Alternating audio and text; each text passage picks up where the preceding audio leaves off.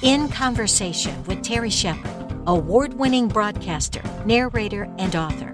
A deep dive into the writer's craft with the artists and support systems who create the stories we love. Thanks, Lisa. March is Colorectal Cancer Awareness Month.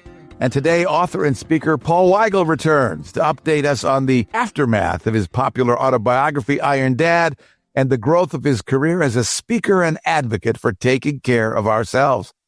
Regular listeners know that after being diagnosed with stage 3 colorectal cancer, Paul did the unimaginable, training for an Ironman while undergoing treatment and crossing the finish line just 6 months after chemotherapy. His journey is a testament to the power of belief, the strength of the human spirit, and the impact of education and early detection. Paul Weigel, welcome back. It's great to see you again. It's great to be here. Thank you, Terry. It's just a delight to be thinking about how far things have gone over the last year and be with you again. So thank you. What has happened since we last talked? Oh, it has been an overwhelming year. As when we got together about a year ago, I was just rolling out my nice little book.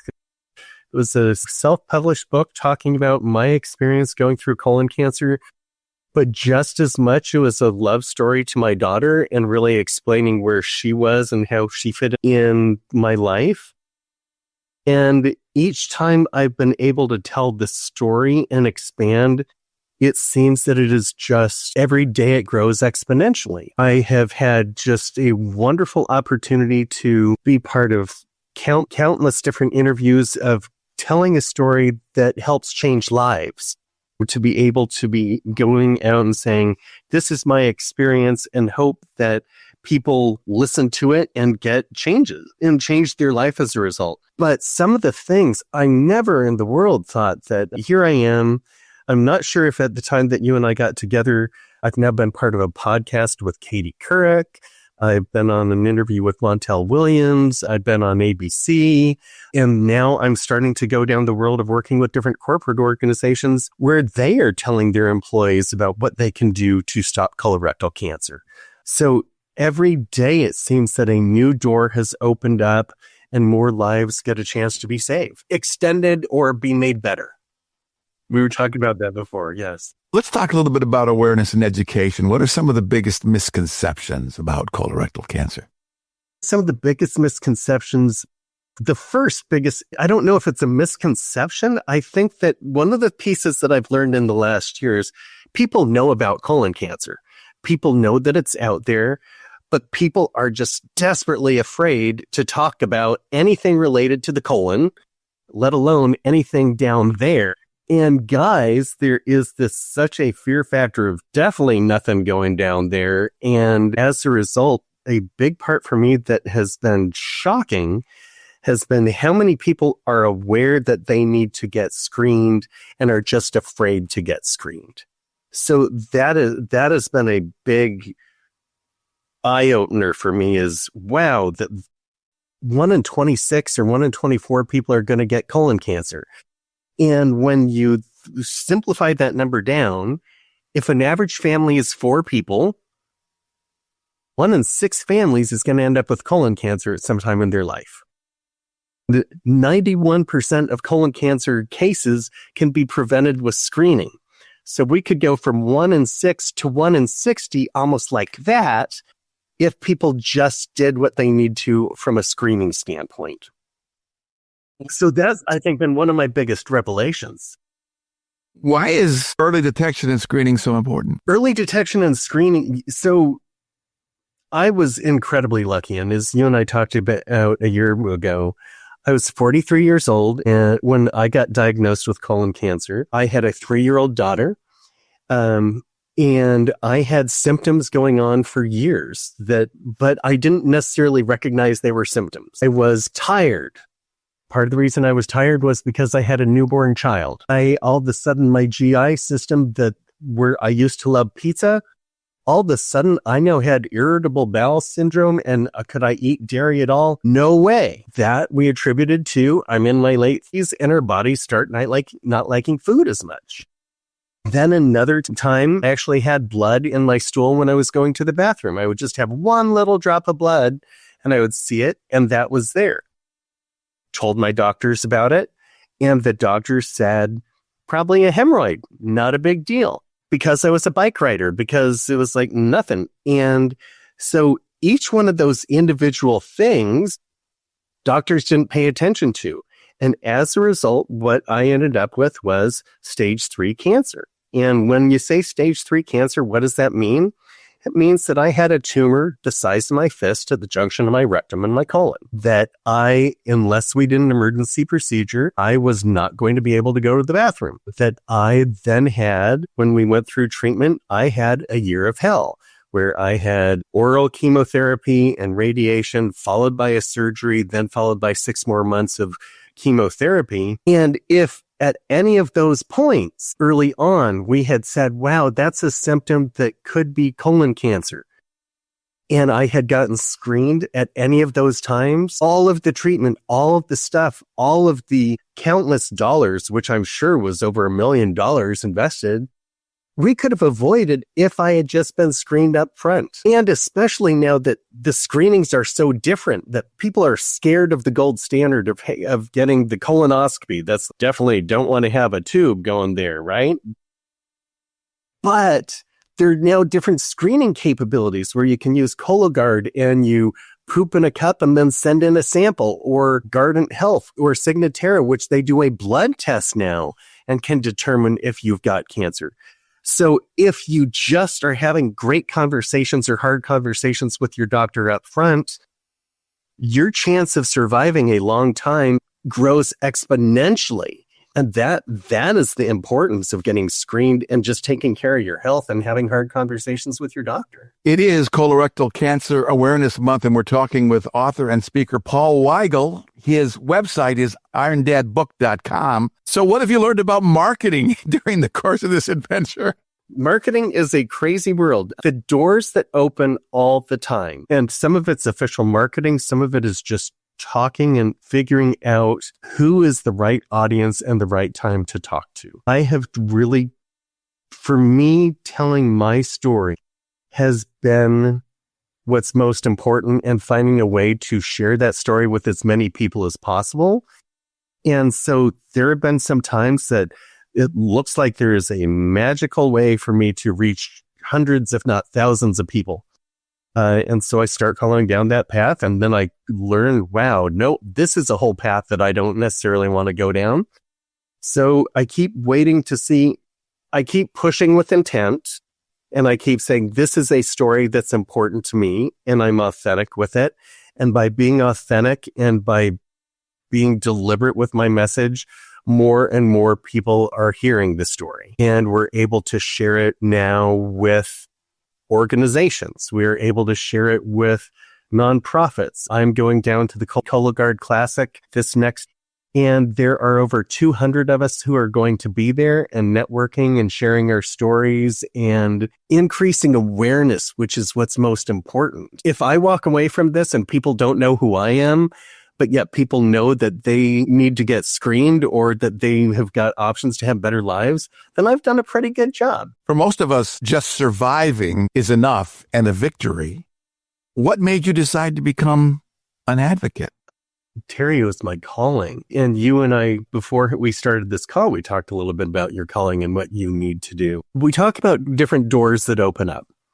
When I was going through my treatment 12 years ago, I wrote a blog. And as you and I had talked about, I did an Ironman triathlon 6 months after chemo. When I got to the race, I had ordered the wrong size t-shirt. That I had ordered a size large t-shirt, but I had actually gained weight while going through chemo, because even though I was exercising, I wasn't exercising as much as I used to. So I get to the start of the race and I say, I need a different t-shirt. And a volunteer says, we don't do that.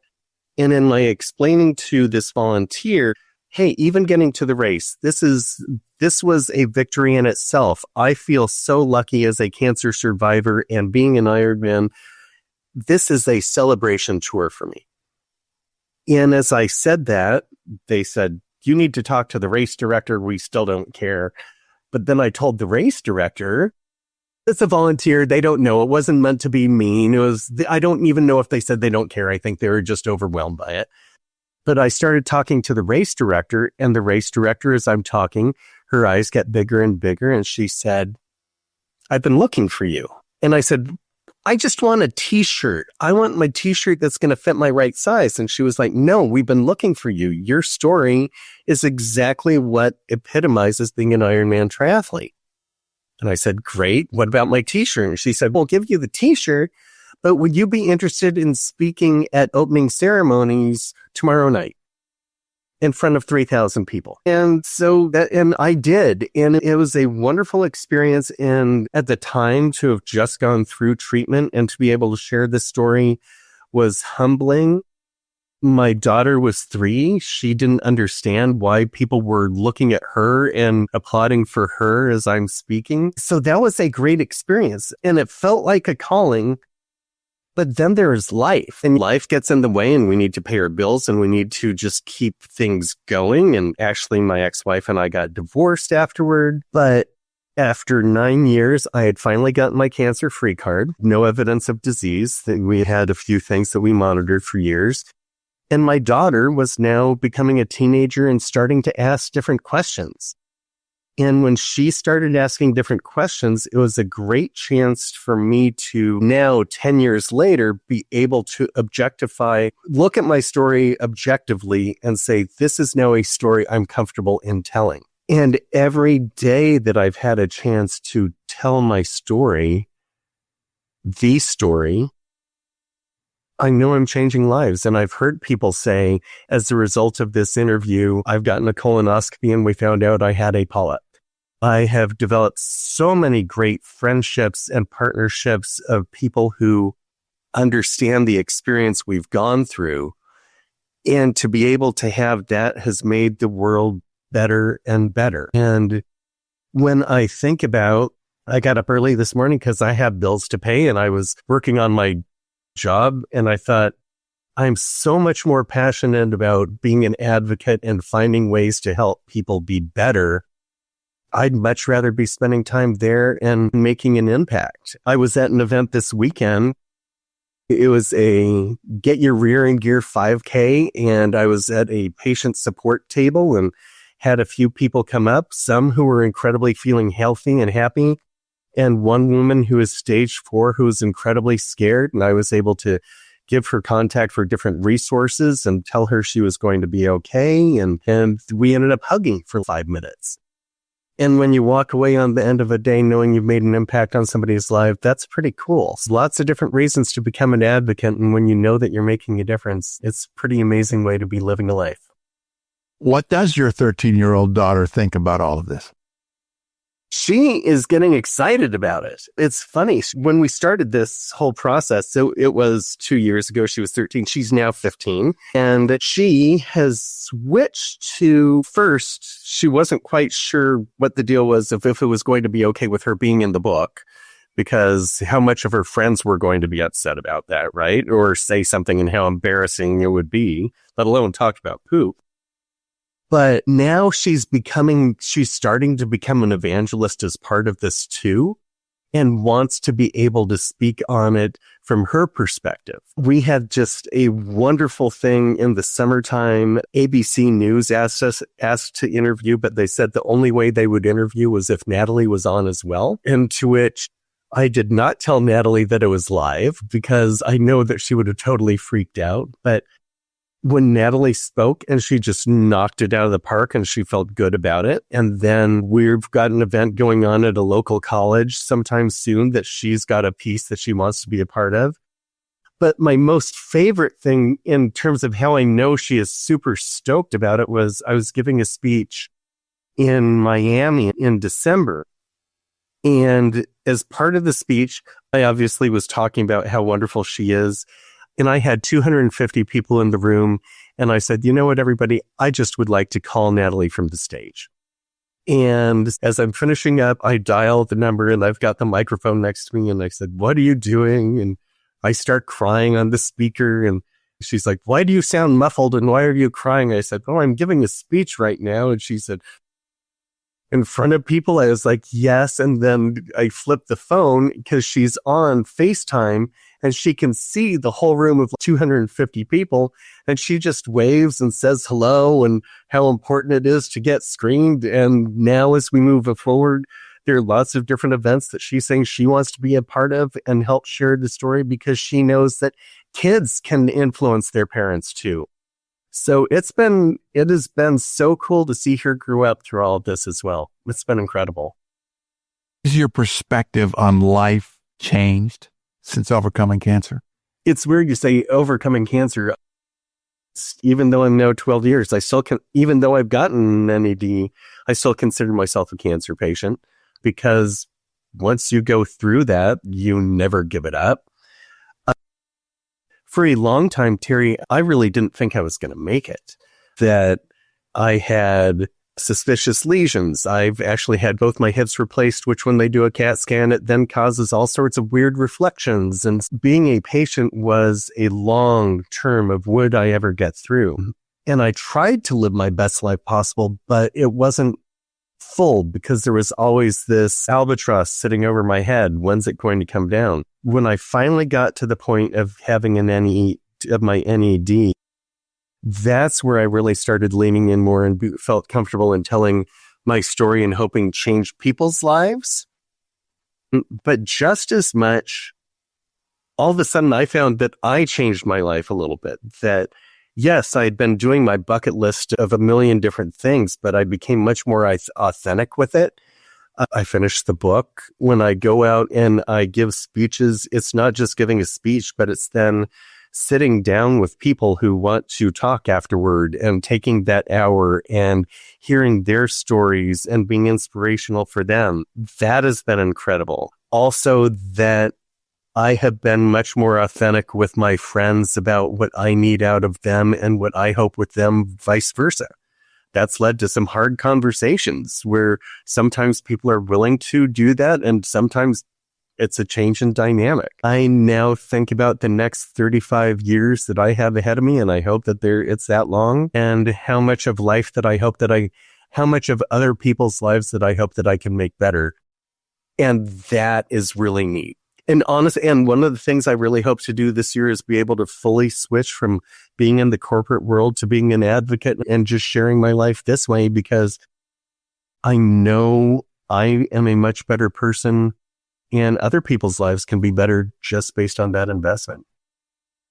We're talking with author Paul Weigel. It is Colorectal Cancer Awareness Month.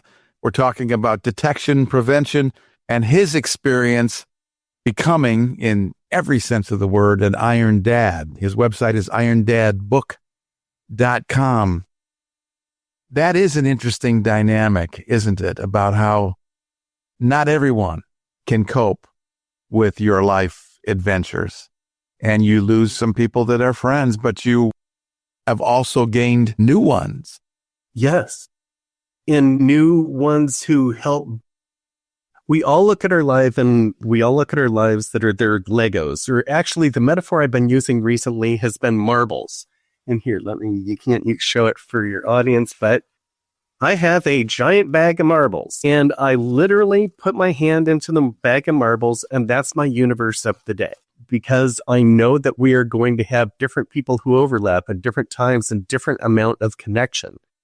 And some people, they've got a cycle that goes way away and you may not see them again. And then other people, they've got a very slow rotation around you. So it's a little bit like it's not only marbles, but it's a universe in itself. And I think about, based on being authentic and true to myself, how many other people have been the same and we've had better, stronger relationships as a result.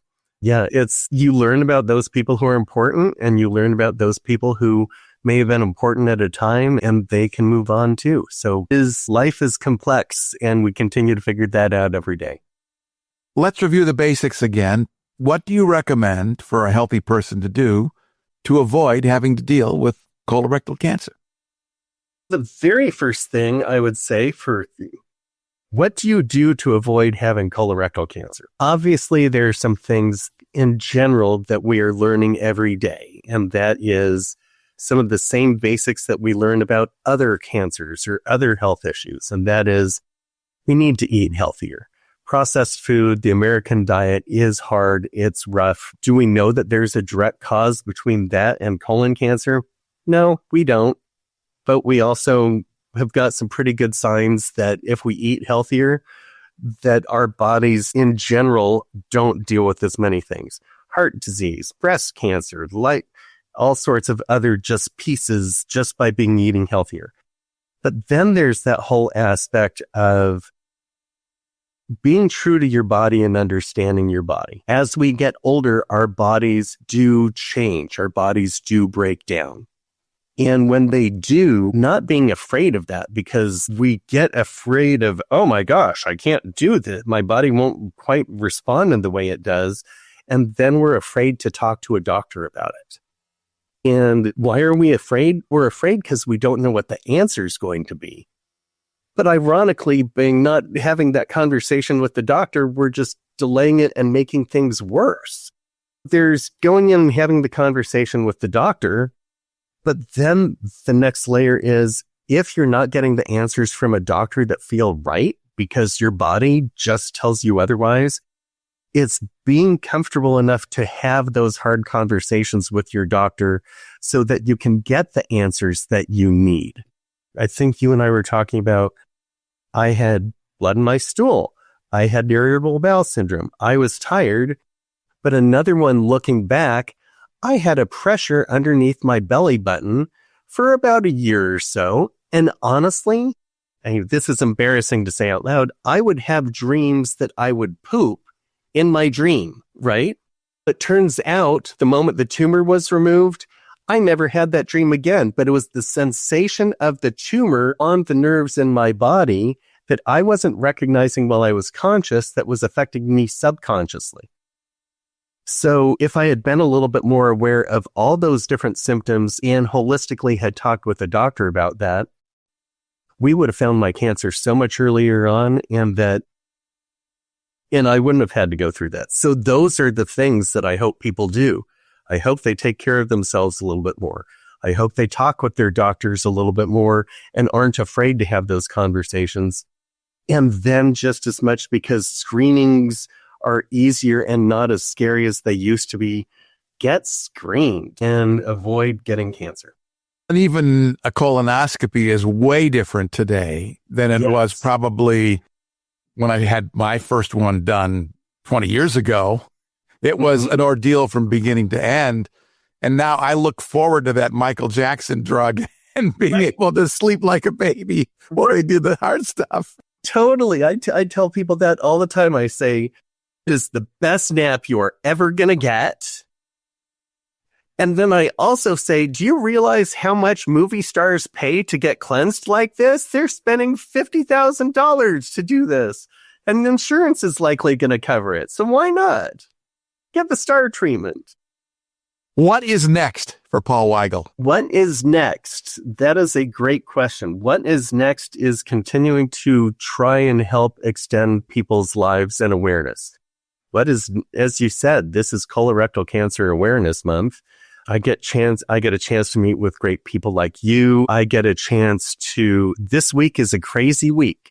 I am speaking at a corporation about this. I am then going down to the Cologuard Classic and taking part in discussions. I'm having conversations with the Colorectal Cancer Alliance and Livestrong about how we can extend the story, and USA Triathlon. But just as much, Terry, I don't know what is next. And that is cool. It is cool to have gone from this little idea that started as I want to explain to my daughter her time and my time going through treatment, to now be able to continue to extend a story and help change people's lives.